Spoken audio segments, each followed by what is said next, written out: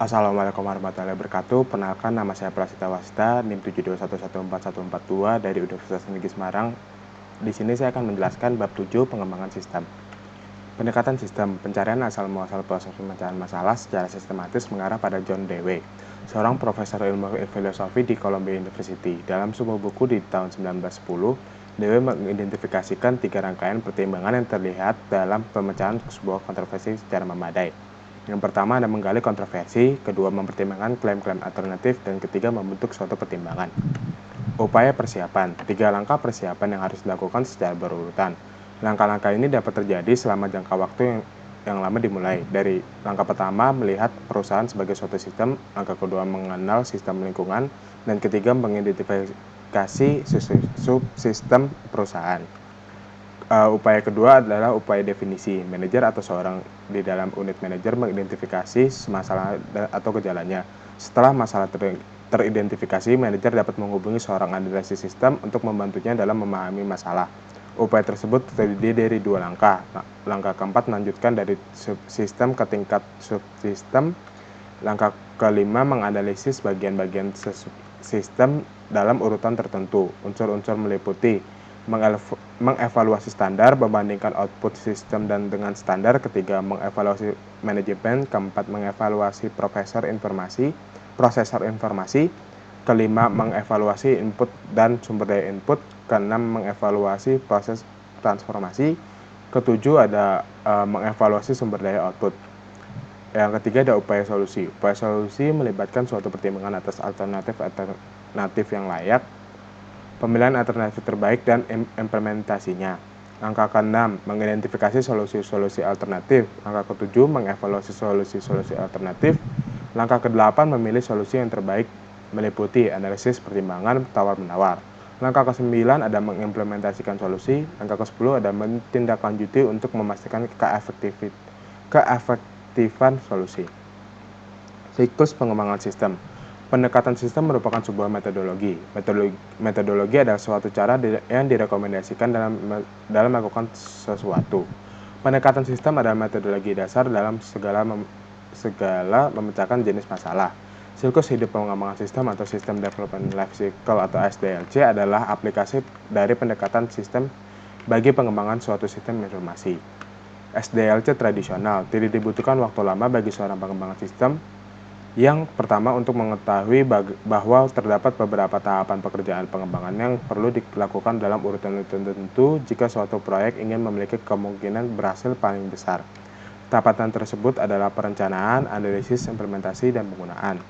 Prototyping, meskipun sulit membantah SDLC tradisional dengan diungkapkan tahapan-tahapan di atas secara logis, metode ini masih memiliki kelemahan seiring dengan bertambahnya ukuran dan kompleksitas suatu sistem.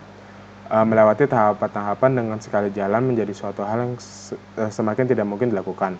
Prototype atau prototyping adalah satu versi dari sebuah sistem potensial yang memberikan ide bagi para pengembang dan calon pengguna. Proses pembuatan prototipe ini disebut prototyping. Jenis-jenis prototipe. Terdapat 2 jenis prototipe, yaitu evolusioner dan persyaratan. Prototipe evolusioner atau evolutionary prototype terus-menerus disempurnakan sampai memiliki seluruh fungsionalitas yang dibutuhkan pengguna dari sistem yang baru. Prototipe ini kemudian dilanjutkan ke tahap produksi dan ketika persyaratan ditentukan. Prototipe persyaratan telah mencapai tujuannya dan proyek lain akan dimulai pengembangan sistem baru. Oleh karena itu, suatu prototipe persyaratan tidak selalu menjadi sistem aktual. Detailed prototyping. Yang pertama adalah membaiknya komunikasi antara pengembang dan pengguna. Kedua, ada pengembang dapat melakukan pekerjaan lebih baik dan menentukan kebutuhan pengguna. Ketiga, pengguna memainkan peranan lebih aktif dalam pengembangan sistem. Keempat, pengembangan dan pengguna menghabiskan waktu dan usaha lebih sedikit dalam pengembangan sistem. Kelima, implementasi menjadi jauh lebih mudah karena pengguna tahu apa yang diharapkannya. Keuntungan di atas memungkinkan prototipe memangkas biaya pengembangan dan meningkatkan kepuasan pengguna atas sistem yang diserahkan. Potensi kesulitan prototyping. Prototyping bukannya tidak memiliki kesulitan, tapi kesulitan tersebut adalah terburu-buru dalam menyerahkan prototipe yang dapat menyebabkan daya bela dalam definisi masalah, evaluasi, dan dokumentasi. Pengguna dapat terlalu gembira dengan prototipe yang diberikan yang mengarah pada ekspektasi yang tidak realistis sehubungan dengan sistem produksi nantinya. Ketiga ada prototipe evolusioner, bisa jadi tidak terlalu efisien, dan terakhir yang terbuka komputer manusia yang diberikan beberapa alat prototipe yang tertentu kemungkinan tidak mencerminkan teknik desain yang baik. Baik pengguna maupun pengembang hendaknya mewaspadai potensi kesulitan di atas ketika mereka memilih untuk melaksanakan pendekatan prototyping. Namun jika seimbang, prototyping telah terbukti menjadi salah satu metodologi SDLC. Pengembangan sistem aplikasi cepat. Unsur-unsur penting dari RAD. RAD membutuhkan 4 unsur penting, yaitu manajemen, khususnya manajemen puncak, orang. Daripada hanya memanfaatkan suatu sistem yang melakukan seluruh aktivitas LDC, RAD menyadari adanya efisiensi yang dapat dicapai melalui penggunaan tim-tim khusus.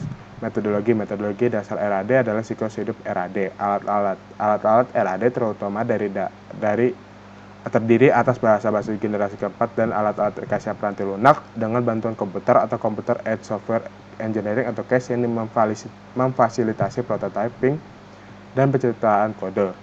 Pengembangan berfase. Tahap-tahap pengembangan berfase ada 6 tahap, yaitu investigasi awal, analisis pengembangan, desain, konstruksi awal, konstruksi akhir, pengujian, dan pengembangan sistem. Fase-fase model. Fase-fase model terintegrasi ke dalam pengembangan sistem. Jika prototipe yang paling sesuai digunakan untuk sistem kecil, metodologi RAD paling sesuai digunakan untuk sistem berskala besar. Maka pengembangan berfase dapat digunakan sebagai pengembangan segala jenis ukuran sistem. Desain ulang proses bisnis. Teknologi informasi mengalami kemajuan dengan sangat cepat, dan organisasi perlu mengambil keuntungan dari kemajuan ini. Sistem meliputi sistem-sistem yang memproses data perusahaan maupun sistem-sistem yang melakukan fungsi-fungsi dasar seperti mengebor untuk mencari minyak dan memproduksi satu bagian dari manufaktur.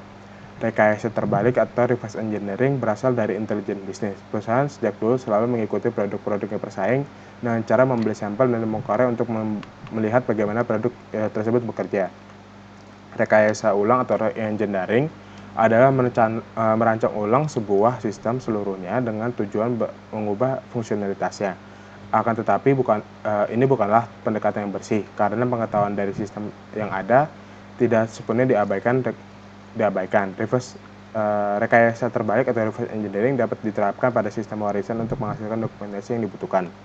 Alat-alat pengembangan sistem, pendekatan sistem, dan berbagai siklus hidup pengembangan sistem adalah metodologi cara-cara yang direkomendasikan dalam memecahkan masalah-masalah sistem. Alat pemodelan proses yang populer adalah pembuatan diagram data yang mempergunakan simbol-simbol untuk proses dan unsur-unsur lingkungan yang dihubungkan oleh panah yang menunjukkan arus data. Diagram data atau data flow diagram atau DFD adalah penyajian grafis dari sebuah sistem yang mempergunakan 4 bentuk simbol untuk mengilustrasikan bagaimana data mengalir dari proses-proses saling tersambung, yaitu 1. Unsur-unsur lingkungan dengan mana sistem berinteraksi, kedua proses, 3. Arus data, dan keempat penyimpanan data. Manajemen proyek pengembangan sistem yang pertama dikelola oleh manajemen TI dengan dibantu manajer analisis sistem, pemrograman, dan operasi. Sejalan dengan pengembangan sistem informasi yang dilakukan oleh perusahaan, proyek-proyek akan dikelola oleh suatu hierarki manajemen yang dapat terdiri dari komite eksekutif, steering komite SIM, dan seorang manajer proyek untuk setiap tim pengembangan.